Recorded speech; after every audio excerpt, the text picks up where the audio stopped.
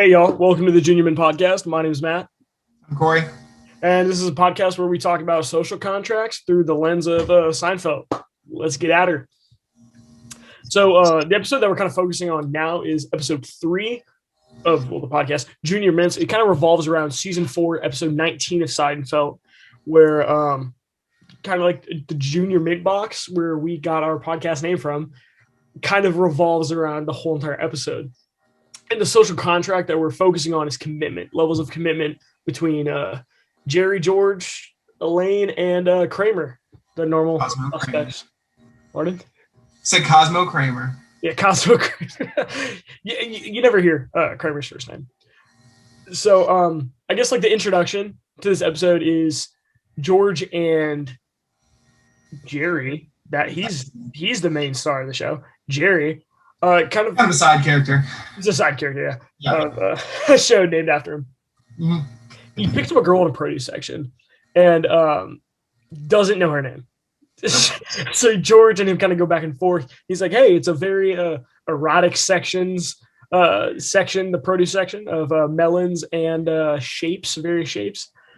And then George comes in and interjects with his Lincoln Savings Bank from middle school. Did we ever have like something like that in middle school?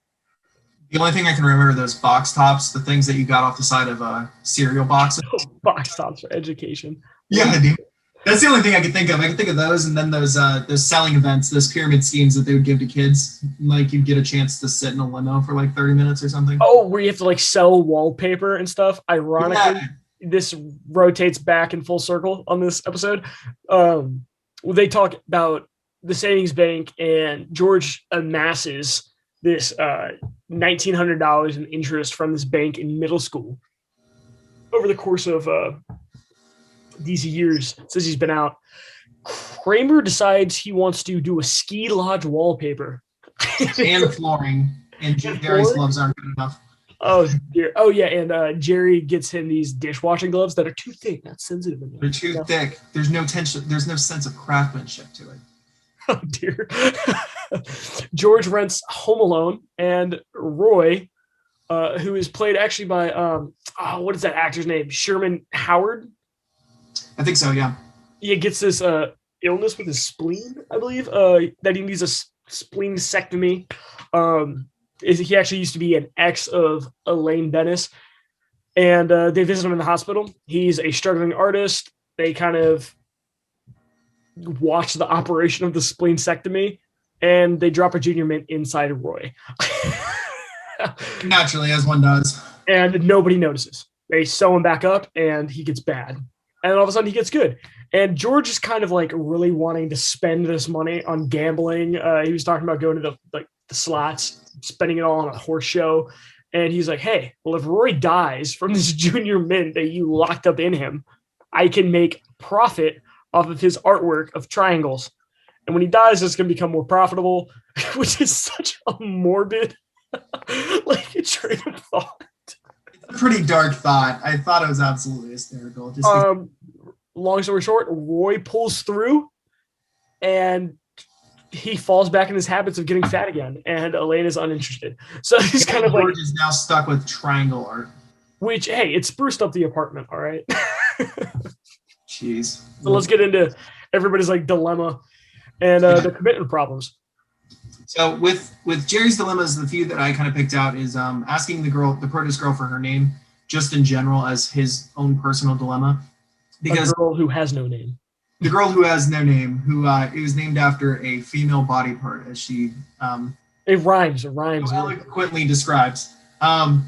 The part that I found that was the two kind of dilemmas versus his commitment is I felt that his commitment to his pride, for one, asking her on the first day, because I mean, if she came over and he was like, listen, I'm really sorry, like I was distracted, I couldn't, you were like, you could make some line like, you were too pretty, I'm sorry, I just totally missed your name when you said it. And you could have done some line and kind of gotten it out on the first date, but then it kind of builds this escalation of commitment where he's already done too much, like they've already made out, as he says, so now he can't ask her.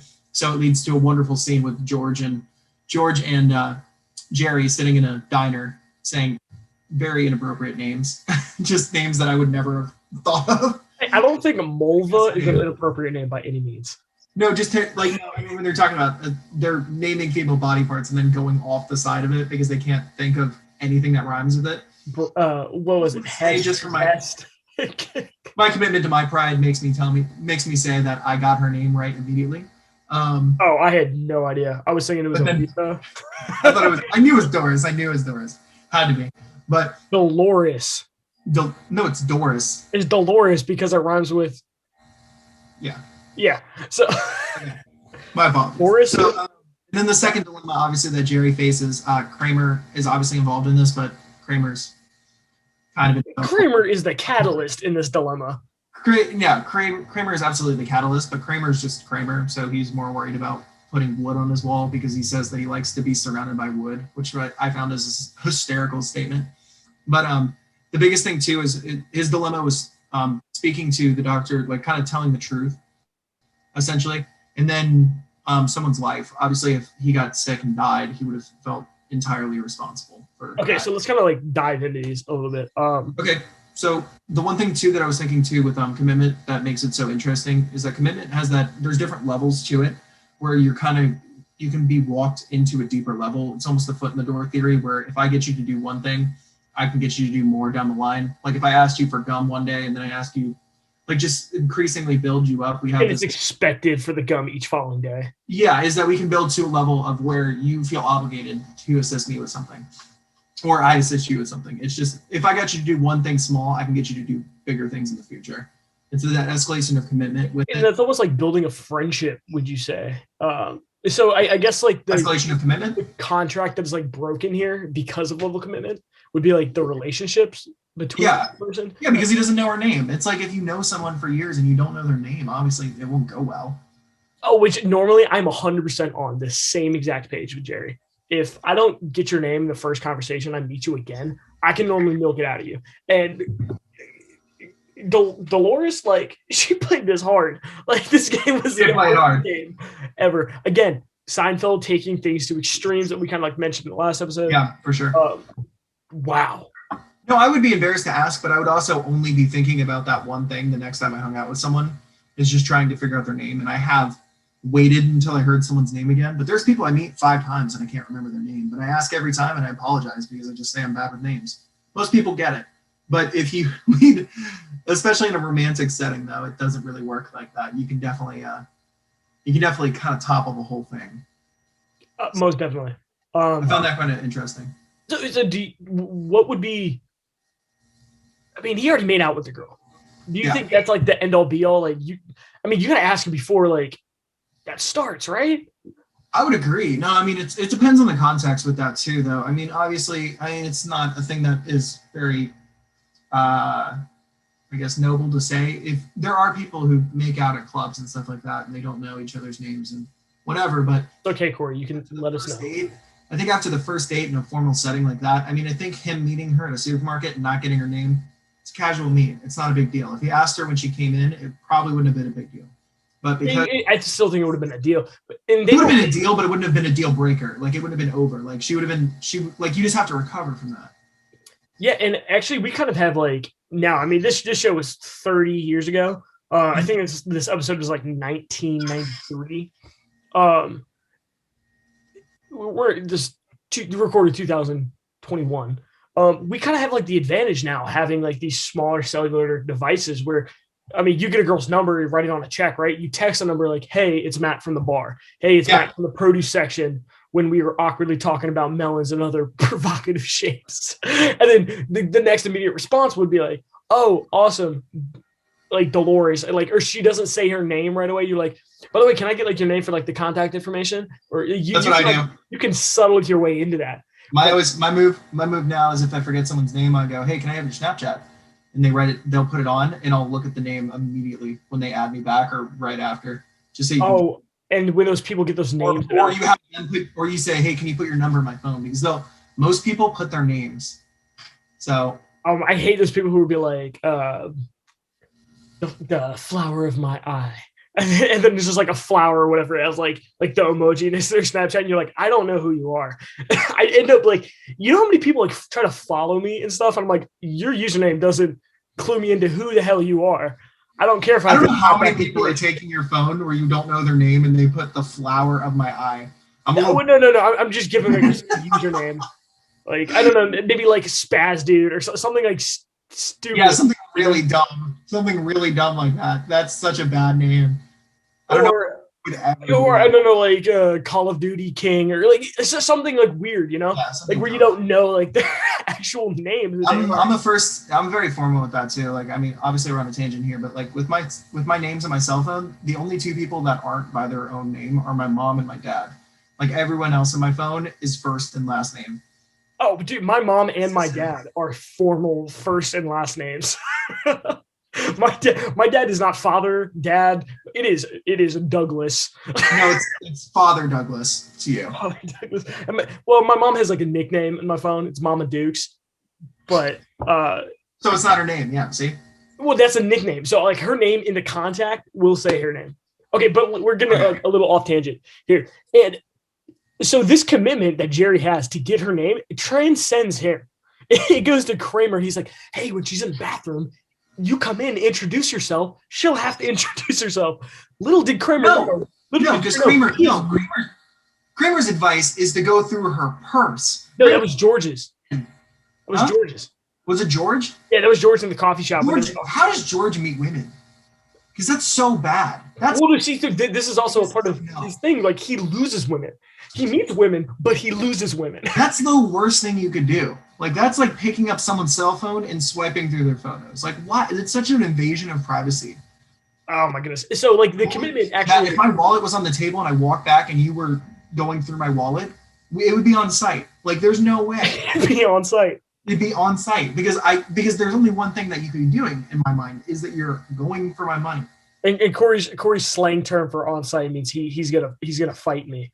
I apologize. On site of incidents for this people who are not streets are getting to me. Like Corey is. You're not hip, okay. But yeah, no, you're right. Like the first connotation is you're trying to steal my money. You're trying to rob me of something. It's a bad connotation. There's only a few things that you can do with it, and it's all negative because you're going to buy stuff. It's like walking into someone's room and like going through their drawers. Like it's wrong. Yeah. So this level of commitment is actually like ridiculous that he's putting in. It's a high level of commitment. And he pulls it off well. And he's like, I would want a piece of gum. Which, I mean, if you're at that point where you're going through a girl's bag to get a piece of gum, and she just like shrugs it off. You just had no boundary. Like what?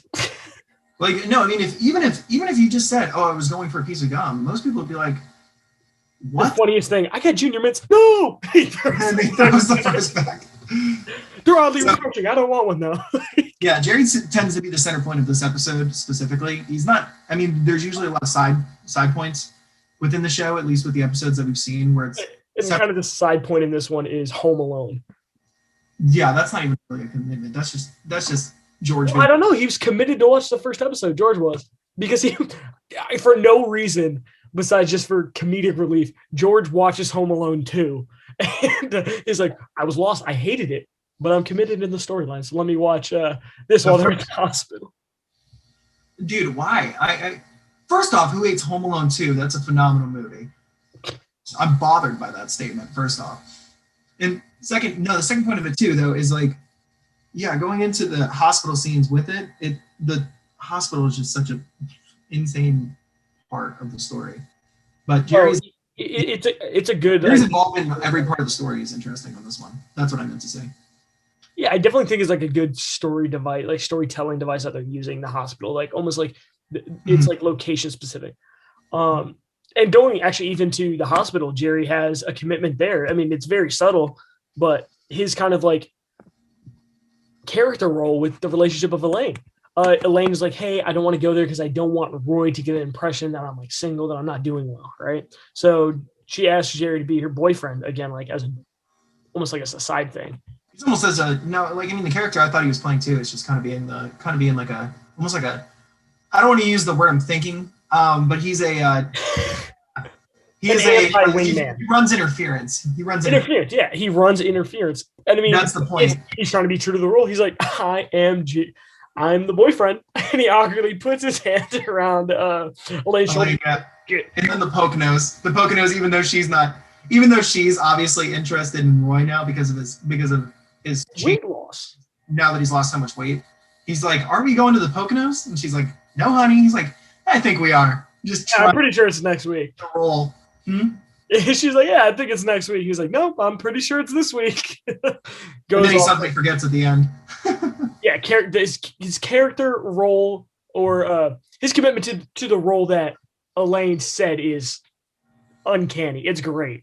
It's great. He plays it right. He runs interference in the best possible way. Even though she obviously doesn't want the interference towards the end of that. Oh yeah, I mean it's kind of like that almost like Big Brother mentality. You got to like try to. I think he's just teasing her. Oh, most definitely. I mean, it's Jerry. It's Jerry being Jerry. Basically, to relate back to last episode. It's the same thing as like war. What is it good for? It's a subtle jab essentially because Roy has no idea what's going on. He's just trying to mess with the lady. Yeah, definitely. And so we're actually going all the way to Elaine's like dilemmas now with Roy. Roy being thin. He was an artist obsessed with triangles, and he would do all his artwork. And she was into him for his personality, but he was fat, so she broke up with him. And this man, oh my goodness, his involvement. I mean, he must have been obsessed with her because he stopped eating for weeks, and she's like, "Oh, that's great! You changed yourself." Jerry sitting like in the side chair. That's terrible. That is terrible. Yeah, I love how she takes it like a compliment. I was watching that. I'm like, that's so dark that she finds it so like almost flattering that they break up and he's like, I was devastated. I couldn't eat. I literally couldn't eat. And she's like, oh, and he lost weight. Obviously, it's a terrible thing. She's just being that ugly flirting person at that point. Like you're gross. So you're trying to be too invested. Yeah, no, I mean, I found it interesting too, though, throughout the entire like that point. The dilemma to me, or at least the underlying, almost like the commitment, is her. I guess this would definitely be more of a dilemma. Is just her looks versus personality, because obviously Jerry mentions in the beginning of the episode that she was like, "Oh yeah, you like that guy? What happened to him?" And she's like, "Well, he was just too big." And then at the end of it, like she's so obsessed with his looks more than anything that once he starts eating again, then she's like almost grossed out by it, which I kind of found a very like it's almost a moral dilemma on that point of where she's almost like taking a shallow approach to it. Mm-hmm. So like, because she obviously likes his personality. She seemed to have liked his personality. It's just that point I found to be a very interesting commitment, that she takes a stand on personality and like taking care of yourself and looking good, as opposed to judging someone purely off their personality. Yeah, so like she's taking what she did like about him and almost going like the full 180 of what she originally said. Mm-hmm. And like she was so invested in her new beginnings with Roy, taking him out on a big meal. She's trying to get George Chinese food when he's eating Chinese food. Yeah, she's trying to get spaghetti. She's trying to get Jerry and George to buy artwork so she can take like he could take her out. Like, I mean, and then she even uses it like, "Hey, maybe we'll make him feel better." She even says like in her point she refers to it like, just when I start finding the guy attractive, he's dying on me. And this is when George has this aha moment, and he's like, "Oh, screw the horse show," or whatever he was going to gamble on. I can gamble it on an estate. I'm going to get him I'm going to buy his artwork. Buy me $1,900 worth, actually. Hopefully the guy dies. It's such a bold strategy, too. It's not like it's Michael Jackson or anyone, like, when they passed that their artwork, like, their art essentially was timeless and priceless. But, like, it's a local artist. I found that to be a bold move. Well, I mean, George is a person of impulse, similar to Kramer. There's no unmatched person of just what like desire than Kramer. Kramer is literally a psychopath in my eyes. I mean, I think that's kind of like his whole entire. It's probably the shtick to it too, and in real life he's pretty similar. But is that our thing? We have to say shtick at least one episode. Yeah, I mean, if you talk about any '80s show, you have to go oh, and then you also got to go shtick. Like those are the two things that happen in every '80s episode. So like. It's kind of Elaine's. I keep going back to Roy because I mean Roy's kind of I feel like the glue to this episode. Yeah. So Kramer weasels his way in to the surgery viewing because he's curious about chest retractors, abdomen. I think they were spleen retractors or surgery. We'll just call them surgery retractors. Because he watched a 2020 episode last night, and the doctor even knew what he was talking about. He's like, "Oh, you watched this? Well, this is a total different retractor than the one that was on 2020 last night." Yeah. And he bamboozles his way into this the spleen splenectomy. The spleenectomy. Thank you. And of course, he wants to bring a date, and she stood him up. I don't know how you stood up a date, get stood up before the actual event happens, because he's like, "Well, great, I need another date," and Jerry's like, "Well, I'll go with you, count me in." And at the coffee shop, and Jerry goes in too. He's like, do you want to see what's inside bone, Jerry? Making Rory extremely uncomfortable because that part hysterical. That's a horrible thing to say. And also, if you invite me on a date to go see a surgery being done, we're over. Man. I'm bringing Junior Mints. Shoot, I'll even bring the little crunch bites that you get at like movie theaters. No, that's not what I want, man. You know me. You know that I want to pretend to like Raisinets. Those are the thing.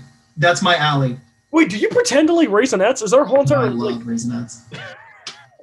Okay. I was trying to do a callback to the last episode. It didn't work. You're obviously not a Jerry Seinfeld fan like I am, so. Okay. So during this thing, the only commitment I have, level of commitment for Kramer, is him trying to get Jerry to eat this Junior Mint. If he took it would have been fine. It is from a side comment that Jerry says, of course, because everything starts with a side comment from Jerry, where he's like, "Hey, where'd you get those Junior Mints from?" He's like, "The vending machine. You want one?" He's like, "No, I don't want one." He's like, "They're so refreshing." He asked him twice. That was the second time. Yeah. So this is like the second, like he brought it back up. That shows levels of interest. And Kramer's like, "Hey, I gotta be a good friend and shove a Junior Mint down this man's throat." And as one would. And the natural instinct for any person getting something thrown in their face is push it away, get it away, just kind of shove it. And they're in the surgical area. This Junior Mint goes up, bloop, goes right back into the abdomen of Roy, which I find odd that all the doctors, nurses, like, notice something happened, but don't know what happened. And they're just like, "Okay, we heard a weird noise. Sounded like it came from..." I don't even think they look up. No, they look to like the right and left. Oh, yeah. And then they sew him right back up. They just continue with the procedure. And I think, honestly, they're trying to ignore Kramer. More than likely. He's already annoyed him already. He's asked the doctor to move over because he's blocking his view, which is an inappropriate thing that I can think of. Kramer's awkwardly holding up these Junior Mints at eye level to dump in his hand to just so he can put it in his hand, pop it right into his mouth. The noise of like the movie theater candy, they really should have marketed that better. Like, it's the loudest thing on the face of the earth. Those Junior Mint, dude, trying to get them out of the box, it sounds like shaking marbles. It's insane. Yeah, that's bad. So, I mean, I would kick you out. If I'm sitting there and I hear that, I would kick you out. You're doing a surgery, and he's a box of Junior Mints. It's over. It's over. It's over. I don't like Junior Mints anyway, so I'm on. How did nobody else notice? Like the people behind them. I think that they're focusing like the doctors were on the surgery because they're med students. Yeah. I mean, you're right. They were the doctors. Okay, and that kind of like brings us to Jerry's next dilemma, where he wants to tell the doctors in the hospital that there's a Junior Mint inside these person's vital organs and he's going to die. Like, Roy takes a turn for the worst. They know. And he is committed to Kramer just not wanting to be guilty. He's covering up for Kramer and his own actions. It's like they didn't see it. It didn't happen, but like they were. Jerry's obviously not too committed to that specific task. He's already dealing with enough with the produce girl. But I mean, he's just. I don't even know how that conversation would go. I was thinking about that, but just like calling a doctor and going, so you're eating Junior Mints and one fell into the patient. during your surgery? Who pays for that? No, I feel like I would have to leave like, I don't know, an anonymous tip. Like, hey, there may have been candy inside your last Who else patient. is eating candy though? It's gonna be those two. You can't even give an anonymous tip. It's those two clowns. Yeah. No, Yeah. the level of commitment I felt that he showed was more towards just to what do you call it, to Kramer, trying to keep them both clean, without the situation, and then also he has that level of commitment to making sure another man doesn't die. The morality of Roy. Yeah, that's what I put the same kind of that same kind of like morality over I guess not freedom, but just morality over truth on that one. That's insane. Just all of that. It's an iconic episode. So guilt is what makes him break that bond, that social contract that Kramer with Kramer. Yeah. That Kramer and Jerry had. So I guess guilt would be the thing that breaks it, and what would be on Kramer's side? Like, I don't know what. Kramer's just too distracted with those ski lodge walls, dude. He literally comes in talking about the wallpaper, and then he asks him as a second thought, "Hey, did we hear anything?" Like, there's no. I'm telling you, Kramer's a psychopath. Like, he's more worried about the wallpaper than anything else in this world. And the kind of thing that I think Jerry's also kind of a psychopath in this one, where he's rolling a yo-yo while these guys are having a conversation. The doctor walked in. I don't know with anybody else. There's an authority in the doctor's office. Like, I don't care if like it is just me and them or me and other people in the room. I feel like I gotta respect them just because they went to more years of college than I have.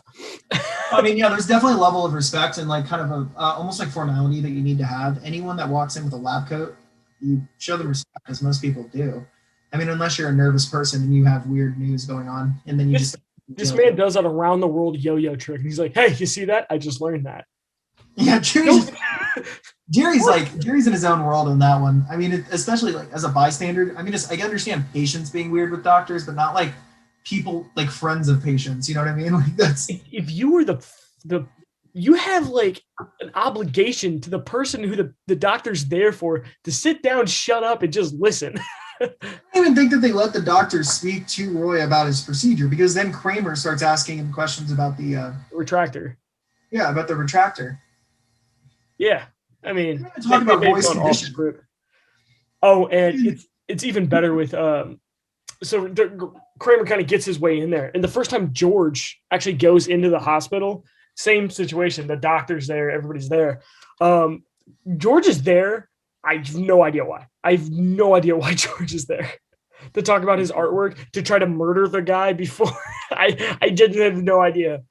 Oh yeah, no, I think they go see him they go see him after the surgery, and then he's upset that he is alive. Yeah, and oh my, and Roy is about to break down in tears for he's not breaking down in tears. He's overjoyed that Kramer's purchase of his thank you. That George's purchase of his triangles, his triangle artwork, lifted his morale so high that he has fought off this infection, and he's saved his life. And he grabs George before he leaves, brings him in, gives him a big old smooch on the side of the cheek, covered in spaghetti sauce and all that goodness that he's just shoveling down his mouth. And he tells the doctor, that's the guy that saved my life. It's so dumb. And then the doctor comes in and talks about something from above. Something from above. Yeah, the doctor. Which makes me think that Junior Mints is such a processed candy that it saved his body. It saved him from the infection. Well, the mintiness. I mean, it might be the mint itself. It could be. I guarantee you there's no real mint in a Junior Mint. I will take a stand on that there is 99.9% chance that there is no actual mint in a Junior Mint. It's all processed. Okay, this is an opinion piece by my co-host. Do not take him for his word on that. Are you kidding me? It'll survive the apocalypse. Those and Twinkies, those two things will never go out. There's no shelf life on either of those two. I don't know. I like me some Junior Mints. You can do what you do. That's my movie. That's my movie theater candy. Oh, so wrong. But yeah, no, I feel like the biggest thing is I found that there was no really big commitment in the episode with Kramer besides him to his wallpaper. Kramer really has no other concern for anything else in the world. And actually, well, I mean, I guess going to the surgery, he's a person who acts on instinct, in my opinion. And whatever he wants to do is what he's going to do. So in that episode, in the episode particularly, Cosmo Kramer is out there he wants to be surrounded by wood. So he's staining the floors and he's out there just getting the wallpaper up. And then he hears about a surgery, something gruesome. He's also committed to the gloves, I guess, too, trying to find gloves. He asked his best friend to get him gloves. He stole them he barged into a patient's room. Not barged. Yep. I mean, he opened up like a door. That is like, what? That's a bold move at a hospital, too. Other thing that's just totally inappropriate at a hospital. You literally ask where you're going. You go to that one room and nowhere else. And this is not the first time Kramer has done this. In a couple other episodes, he tries to find this beast in the hospital that he also walked in a random room. Yeah, the hospital's a common setting in Seinfeld, apparently. Good enough. And Kramer is barging in rooms in all of them. Yeah, so the three commitments would be the wallpaper and being surrounded by wood in his room. Second being the gloves, which he steals from the hospital. And then the third one is being in the hospital for a surgery or trying to find a date for a surgery. The most inappropriate date I've ever heard of. Heard of some crazy dates, but that's a wild one.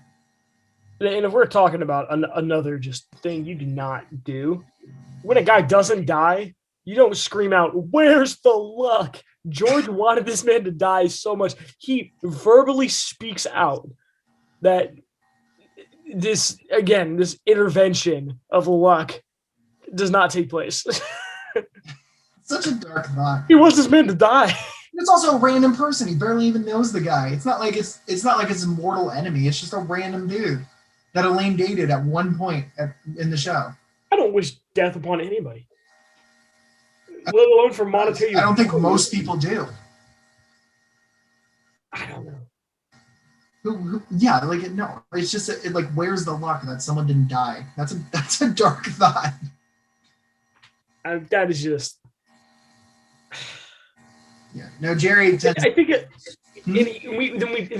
earlier we saw such a sensitive approach, side of George crying during Home Alone. The old man got me, and then. So he goes from a 180. The greed takes him over in this episode. Yeah. Where he goes from wanting to watch Home Alone to understand the second one better to wishing death upon an ex of Elaine's. Yeah. For no other reason besides monetary value. Yeah, and I think that I was thinking about this as we were speaking about it. I was thinking of another form of level of commitment for George. It's a very, very low level of commitment, is him trying to help Jerry find this girl's name. Like he walks in when the girl is leaving, and he's like, "Oh, hey, I'm George," right? And she goes, "Hi, good to meet you, George. Have a good one," and then leaves, and he goes, "Well, I tried." Just keep talking. Speaking about psychopaths, Dolores, or the girl who shall not be named. Mm-hmm. What? How do you not introduce yourself? Yeah, to two people back to back. Yeah. So one. Kramer just leaves. Yeah. Mm-hmm.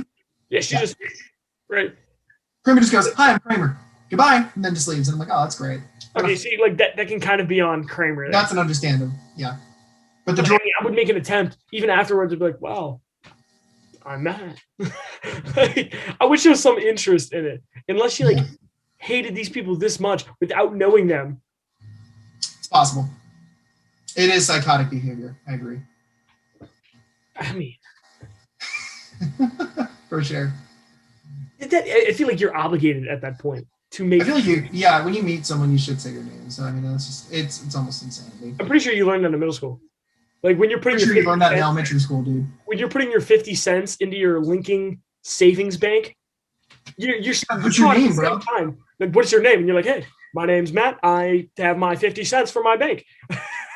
You gotta.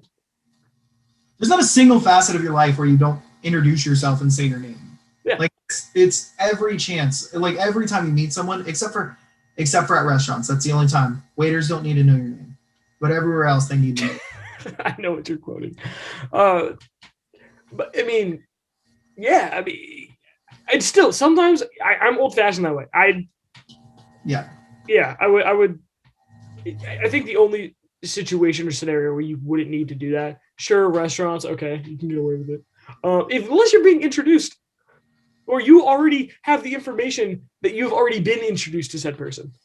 It's also, yeah, I mean, even when you're going to a friend's place or someone else is like invited you over to a place, you still walk in and say your name. Like, even if they have the knowledge of you, you have to meet someone at least once or twice before you like stop saying your name. And then there's that awkward thing where you've already introduced yourself to them. You're like, hey, I'm Matt. They're like, yeah, I know, I've met you before. And you're like, well, shit, how do I go? How do I proceed from here? I literally just go, my move is always just like, I'm sorry, I don't remember my name, but like, it's great to meet you or see you again. Like, yeah.